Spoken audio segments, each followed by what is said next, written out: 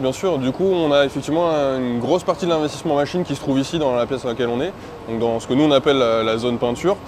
Donc on a 3 gros investissements, 2 cabines complètement robotisées et une cabine 100% manuelle. Donc l'idée c'était de pouvoir optimiser notre production et surtout de standardiser notre qualité avec les objectifs des futurs business plans. Donc c'était assez ambitieux pour nous de garder le schéma actuel qu'il y avait à Somain.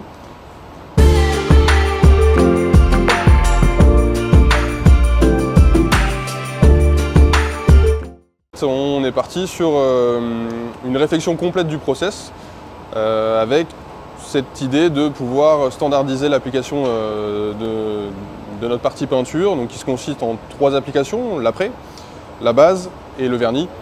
Et donc on a robotisé les 2 plus simples aujourd'hui, donc l'après et le vernis.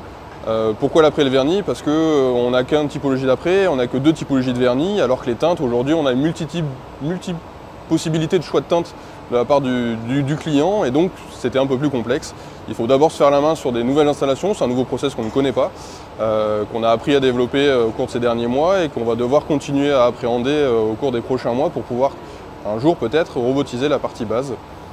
Donc ces 2 robots vont nous permettre de standardiser notre application, donc l'épaisseur, les coulures ou non, enfin surtout le retrait des coulures possibles aujourd'hui en manuel avec les opérateurs, et de standardiser aussi notre productivité, parce qu'aujourd'hui on était bloqué sur un schéma en utilisant nos 2 anciennes cabines manuelles, et le schéma actuel nous permettrait de théoriquement arriver à 140-150 vélos en 7 heures, et donc d'atteindre les futurs objectifs qui sont prévus sur les 3 prochaines années.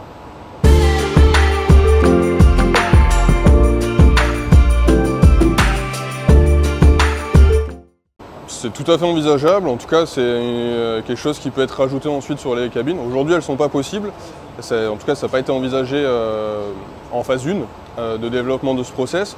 En revanche on se pose déjà des questions sur l'après, quand on a des spécificités un peu techniques sur l'après qui est appliqué en mouillé-mouillé. Donc pour expliquer très rapidement, on applique une première fois sur le vélo, sur le vernis pardon, on applique une première fois sur la première couche du vélo.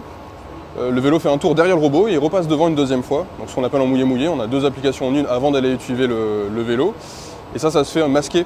C'est assez loin dans l'installation, et même nous aujourd'hui en tant que conducteur d'installation, on n'a pas de visu direct sur le robot et on réfléchit déjà à ajouter un peu de caméra, tout ça pour vérifier que tout se passe bien en cabine. Et donc l'idée après, comme tout est interconnecté chez nous, tout notre réseau IT permet de tout contrôler, on pourra tout à fait proposer aux clients de visualiser, peut-être même un jour en live, son vélo passer devant le robot.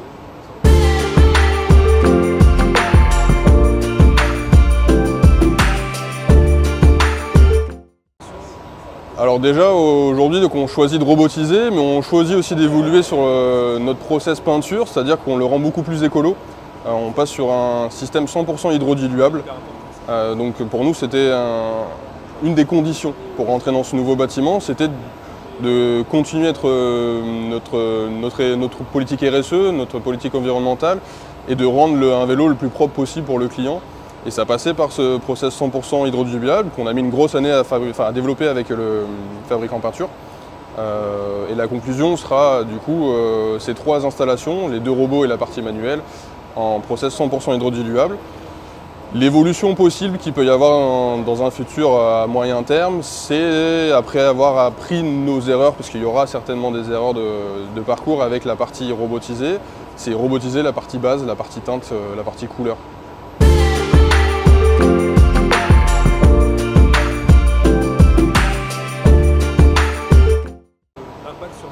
Oui, c'est vraiment une réflexion dans sa globalité. Ça va de comment on expédie nos cadres chez le client, jusqu'à comment le fournisseur nous expédie lui-même ses cadres.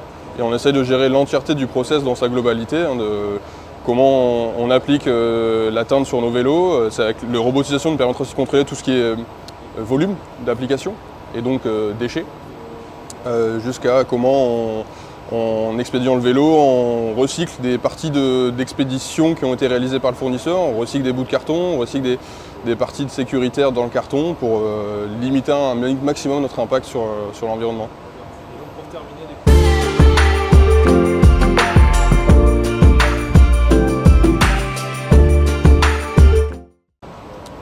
Théoriquement, début février.